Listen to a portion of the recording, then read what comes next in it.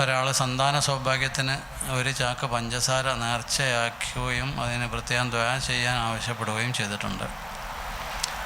ദാറുൽ ഹുദയ്ക്ക്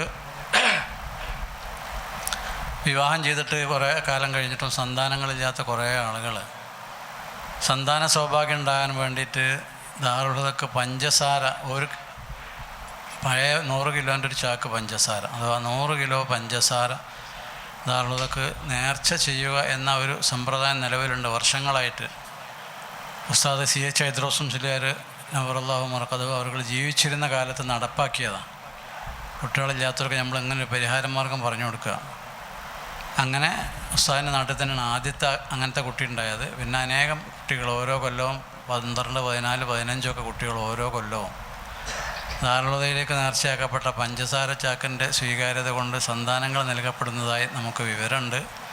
അപ്പോൾ ആ വിവരം അറിഞ്ഞിട്ടാണ് ഒരാൾ പഞ്ചസാര ചാക്ക് നേർച്ചയാക്കി 100 കിലോ പഞ്ചസാര നേർച്ചയാക്കി അതിനുവേണ്ടി പ്രത്യേകം ദുആ ചെയ്യാൻ പറഞ്ഞുള്ള ആ സഹോദരനും അതുപോലെ കുറേ ആൾ പഞ്ചസാര ചാക്ക് നേർച്ചയാക്കിയോടെ എല്ലാ ആഴ്ചയും ദ്വാരക്കലുണ്ട് അവർക്ക് വേണ്ടി.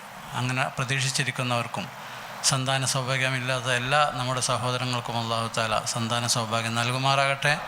ആ മക്കളെയൊക്കെ അല്ലാഹു തആല സാലിഹ്യങ്ങളുടെയും ദീനിൻ്റെ ഹാദിമ്യങ്ങളുടെയും കൂട്ടത്തിൽ ഉൾപ്പെടുത്തുമാറാകട്ടെ.